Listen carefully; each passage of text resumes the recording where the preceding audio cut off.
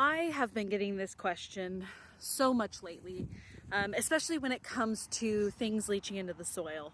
A lot of people are worried about these metal galvanized planters leaching into the soil, which is a legit concern. These are valid concerns. But I think that there's a bigger issue to address here. I see a ton of fear and concern and just fear mongering, even from really large creators, about the perfect way to garden. As far as those galvanized containers are concerned, yes, zinc can leach into the soil. It's from the galvanized coating, like the zinc coating on those.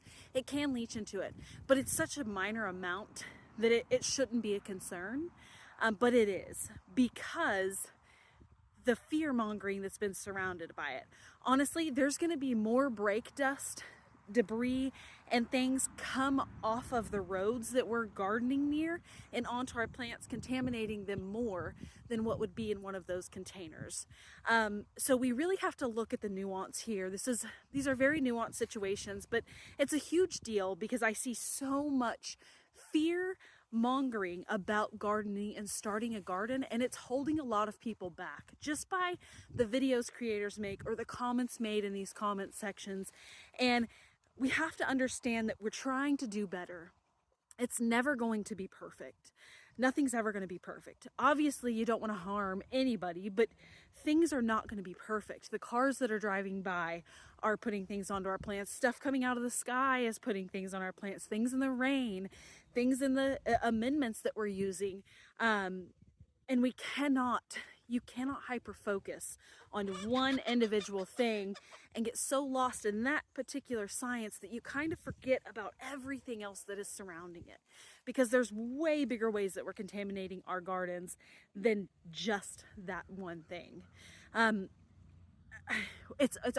We have to do better as creators, as gardeners, as just human beings on building people up. We should be inspiring people to grow gardens, because it is so much better than the produce that you're buying at the store. Even if you buy all organic, everything, growing a garden conventionally with synthetic fertilizers and with pesticides is still, in my opinion, better than going to buy organic at the grocery store.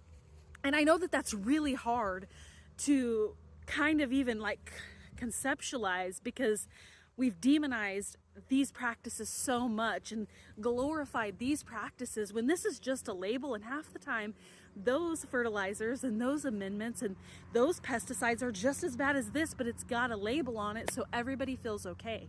So we really have to focus on what we're doing and how we can do things better, and really encourage people to grow, because growing a garden is like the greatest experience you will ever have if you're into it, but like being able to bring food inside your house that you paid $0 for.